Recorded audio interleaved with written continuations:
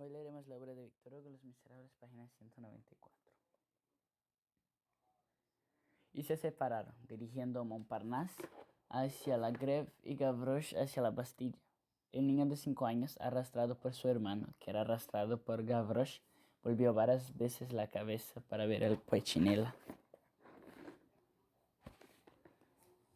La frase enigmática con que Montparnasse había avisado a Gavroche la presencia de un agente de policía no contenía más secreto que la asonancia dig, repetida 5 a 6 veces de diversos modos.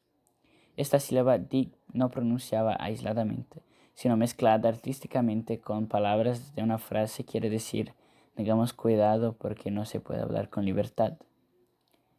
Había además en las palabras de Montparnasse una belleza literaria que no observó Gavroche. La frase mi dama, mi daga y mi dogo.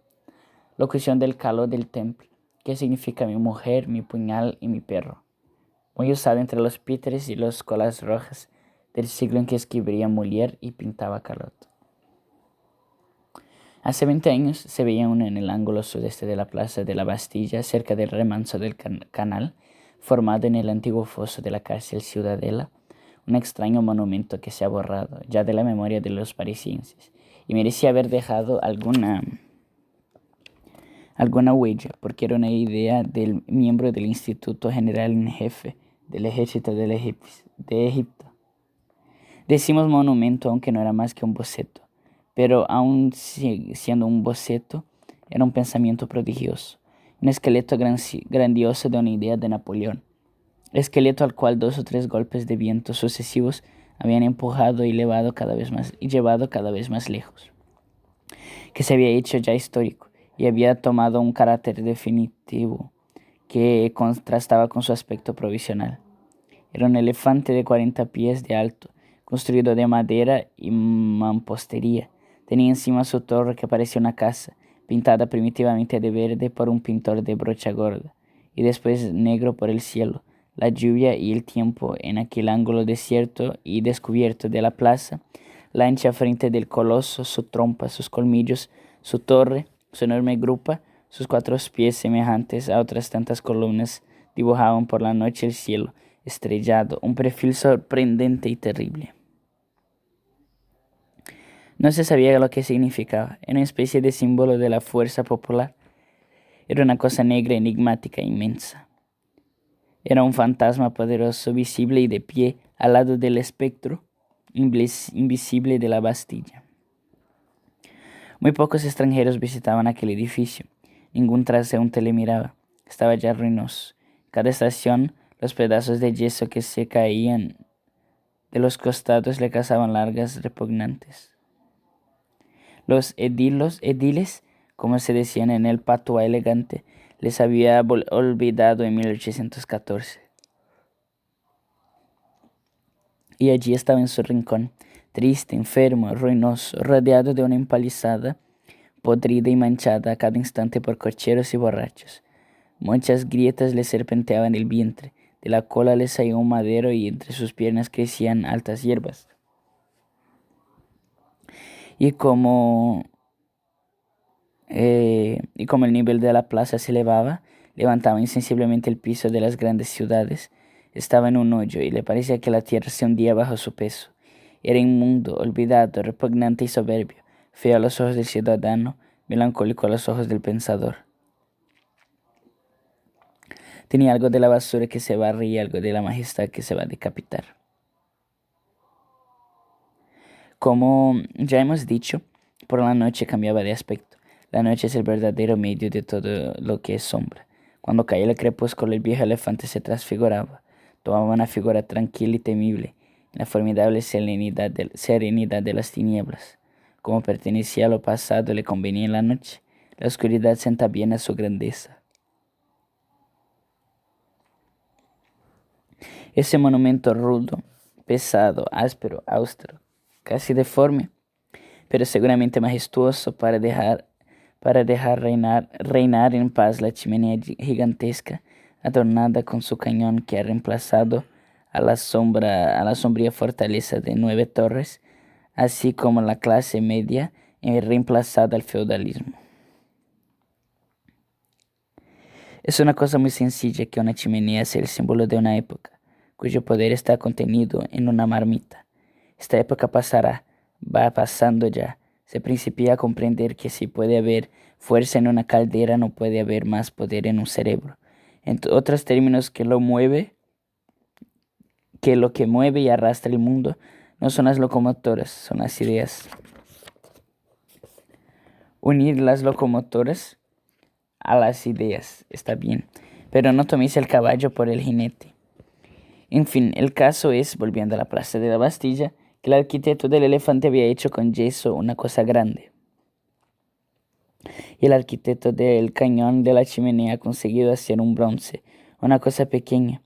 Este cañón de chimenea, que ha sido bautizado con el nombre sonoro de Columna de Julio, este monumento hizo una revolución abortada. Estaba aún rodeado en 1832 de una inmensa camisa de madera que echamos de menos y de una vasta empalizada de tablas que acababa de aislar el elefante. Hacia este rincón de la plaza, apenas iluminado por el reflejo de un lejano farol, se dirigió el pilluelo con los mamones. Permítanos detenernos aquí un momento y recordar que estamos en la realidad, que hace 20 años los tribunales correccionales juzgaron por delito de vagancia y desperfectos en un monumento público a un muchacho que hacía sorprendido durmiendo en el interior del mismo elefante de la Bastilla. Consignado este hecho, sigamos refiriendo. Al llegar cerca del coloso, Gavroche comprendió el efecto que lo infinitamente grande podía producir en lo infinitamente pequeño y dijo: «Cominos, no tengáis miedo». Después entró por un hueco de la empalizada en el recinto que ocupaba el elefante y ayudó a los pequeños a pasar la brecha. Los dos entregaban a aquella pequeña providencia raposa que les había dado pan y les había prometido un abrigo. Había en el suelo una escalera de mano que servía de guía a los trabajadores de una carpintería próxima. Gavroche la levantó con singular vigor y la aplicó contra una de las patas delanteras del elefante. Hacia el punto en que terminaba la escalera se distinguía un agujero negro en el vientre del coloso. Gavroche enseñó la escalera y el agujero a sus huéspedes y le dijo: «Subid y entrad». Los dos niños se miraron aterrorizados. «¿Tenéis miedo, mamones?», exclamó Gavroche, y añadió: «Vais a ver». Se agarró al pie rugoso del elefante y en un abrir y cerrar de ojos, sin dignarse hacer el uso de la escala, llegó a la grieta, entró por ella como una culebra que desliza por una hendidura. Desapareció y un momento después los dos niños vieron aparecer vagamente una forma blanquecina y pálida. Era su cabeza que se asomaba por el borde del agujero, lleno de tinieblas. «¡Hey!», gritó, «subid ahora, cominejos. Ya veréis qué bien se está aquí». «Sube», añadió, dirigiendo al mayor, «te daré la mano». Los dos niños se encogieron de hombros.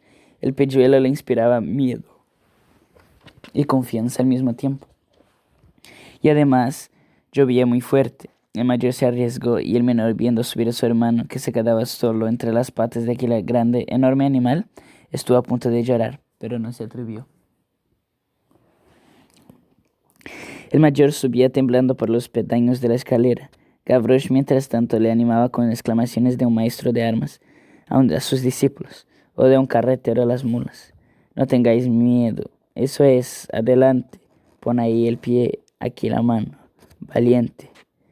Cuando estuvo a su alcance, le cogió repentina y vigorosamente por el brazo y le trajo hacia sí. «Ya te has colado», dijo. El niño había pasado el agujero. «Ahora», dijo Gavroche, «espérame. Caballero, tened la bondad de sentaros». Saliendo del agujero como había entrado, se deslizó con la agilidad de un vistití por la pata del elefante y cayó de pie sobre la hierba. Cogió el pequeñuelo de 5 años por medio del cuerpo, le plantó en medio de la escalera, después empezó a subir detrás de él, gritando al mayor: «Yo le empujo, cógele tú». En un instante el niño fue subiendo, arrastrado, metido por el agujero sin que tuviese tiempo de ver nada. Gavroche, que entró detrás de él, dio una patada a la escalera que cayó sobre la hierba, dio una palmada y gritó: «Ya estamos aquí. ¡Viva el general Lafayette!». Pasada esta explosión, exclamó: «Párvulos, estáis en mi casa». Gavroche estaba en efecto en su casa. Oh, utilidad increíble de lo inútil, caridad de todo lo grande, bondad de los gigantes. Aquel monumento desmesurado que había contenido un pensamiento del emperador se había convertido en jaula de un pilluelo. El niño había sido adoptado y abrigado por el coloso. Los ciudadanos que pasaban los domingos por delante del elefante de la Bastilla decían midiéndose con la vista al nivel de su cabeza y con desprecio: ¿de qué sirve eso? Pues servía para salvar del frío, de la escarcha, del granizo, de la lluvia, para librar el aire del invierno, preservar el sueño sobre el lodo que produce la fiebre, y el sueño en la nieve que produce la muerte. Un pequeño ser sin padre ni madre, sin pan, sin ropa, sin asilo. Servía para refugiar al inocente rechazado por la sociedad. Servía para disminuir una falta pública. Era una cueva abierta para el que encontraba cerrada todas las puertas. Parecía aquel viejo mastodonte, miserable, invadido por la carcoma y por el olvido, cubierto de verrugas, de putrefacción y de úlceras, ruinoso, carcomido, abandonado, condenado, especie de mendigo colosal que pedía en vano la limosna de una mirada compasiva en medio de aquella esplanada. Había tenido piedad de aquel otro mendigo, del pobre pigmeo que andaba sin zapatos en los pies, sin techo sobre la cabeza, soplándose los dedos, vestido de harapos, alimentándose de desperdicios, pieza en que servía el elefante de la Bastilla. Aquella idea de Napoleón, despreciada por los hombres, había sido acogida por Dios. Lo que solo hubiera sido ilustre se había hecho augusto. El emperador había necesitado para realizar lo que meditaba el pórfido, el bronce, el hierro, el oro y el mármol. A Dios le bastaba aquel viejo amontonamiento de tablas, vigas y yeso. El emperador titánico armado, prodigioso, que elevaba su trompa y llevaba su torre y hacía salir de todas partes a su derredor surtidores alegres y vivificantes. Quería formar la encarnación del pueblo. Dios había hecho una cosa más grande. Alojaba allí a un niño. El agujero por donde Gavroche había entrado era una brecha apenas visible por fuera, porque estaba oculta, como hemos dicho, bajo el vientre del elefante, y era tan estrecha que solo los gatos o aquellos niños podían pasar por ella. Principiemos, dijo Gavroche, por decir al portero que no estamos en casa. Y penetrando en la oscuridad, con la seguridad del que conoce su casa, tomó una tabla y tapó el agujero. Gavroche volvió a la oscuridad. Los niños oyeron el chirrido de la cerrilla sumergida en la botella fosfórica. La cerrilla química no se conocía aún. La piedra fumada representaba en aquella época el progreso. Una claridad súbita les hizo cerrar los ojos. Gavroche acababa de encender una de esas sogas impregnadas de resina que se llamaban hachas de viento. El hacha, que despedía más humo que luz, hacía confusamente visible lo interior del elefante. Los dos huéspedes de Gavroche miraron en derredor y experimentaron algo semejante a lo que experimentaría el que se viese encerrado en el gran tonel de Heidelberg, o más bien lo que debió experimentar Jonás en el vientre bíblico de la ballena. Un esqueleto gigante se les presentaba acercándolo. En lo alto, una gruesa viga oscura en lo que se partían en distancia, macizas viguetas centradas. Figuraba la columna vertebral con las costillas. Estalactitas de yeso colgaban como vísceras, y de un lado a otro, vastas telas de araña hacían el efecto de polvorosos diafragmas. Veíanse aquí y allí, en los rincones, grandes manchas negruzcas que parecían dotadas de vida y que se movían rápidamente, con movimiento brusco y asustadizo. Los pedazos caídos del dorso del elefante sobre el vientre habían llenado la concavidad, del modo que se podía andar por ellos como por un entablado. El menor de los niños se arrimó a su hermano y se dijo en media voz: ¡qué oscuro! Esta exclamación llamó la atención de Gavroche. El aspecto petrificado de los dos pequeñuelos hacía necesaria una explosión. ¿Qué decís?, exclamó. ¿Nos quejamos? ¿Nos hacemos los descontentos? ¿Necesitáis acaso las tullerías? ¿Seréis unos asnos? Decímelo, os prevengo que no soy del batallón de los tontos. ¿Qué? ¿Sois por ventura los cominos de la despensa del Papa? Para el medio es muy bueno Es muy buena alguna pereza porque da confianza. Los dos niños se aproximaron a Gavroche. Gavroche, paternalmente enternecido de esta confianza, pasó de lo grave a lo dulce, dirigiendo al más pequeño. Bestia, le dijo, dulcificando la injuria con una sonrisa cariñosa. Lo oscuro está en la calle. En la calle llueve, aquí no llueve. En la calle hace frío, aquí no hay un soplo de viento. En la calle hay gente, aquí no hay alma. En la casa no hay luna, aquí hay luz. En la calle no hay ni luna, aquí hay una luz. Los dos niños empezaron a mirar aquella habitación con menos espanto, pero Gavroche no les dio tiempo para contemplarla. Listos, dijo, y le empujó hacia lo que podemos llamar el fondo del cuarto. Allí estaba su cama. La cama de Gavroche estaba completa, es decir, tenía un colchón, una manta, una alcoba con cortinas. El colchón era una estera de paja, la manta un pedazo de lana gris, caliente y casi nueva. Ahora veamos lo que era la alcoba. 3 rodrigones bastante largos, metidos sólidamente entre el cascote del suelo, es decir, el vientre del elefante, 2 delante y 1 atrás, estaban reunidos por una cuerda en vértice, que de modo estaba una pirámide. Esta pirámide sostenía un enrejado de hilo metálico que estaba colocado detrás y artísticamente aplicado y sostenido por ataduras de alambre, de modo que rodeaban enteramente los 3 rodrigones. Un cordón de gruesas piedras colocado alrededor de este enrejado le sujetaba de modo que nada podía pasar por entre él y el suelo. El enrejado no era más que un pedazo de esos enrejados de cobre con que se cubren las pajareras en los corrales. La cama de Gavroche estaba colocada bajo en el enrejado como en una caja. El conjunto le parecía una tienda de un esquimal. El enrejado hacía oficio de cortinas. Gavroche separó un poco las piedras que sujetaban el enrejado delante y se separaron los 2 paños que caían uno sobre otro. Chiquillos, a 4 pies, dijo. Él hizo entrar con precaución a sus huéspedes en la alcoba. Entró después de ellos, arrastrándose, volvió a colocar las piedras y cerró herméticamente la abertura. Los 3 se echaron sobre la estera. Aunque eran muy pequeños, ninguno podía estar en pie en la alcoba. Gavroche seguía con una luz en la mano. Ahora digo, Sornad, voy a suprimir el candelabro. Señor, preguntó el mayor de los hermanos a Gavroche, enseñándole el enrejado. ¿Qué es eso? Eso, dijo gravemente, es para las ratas. Sornad.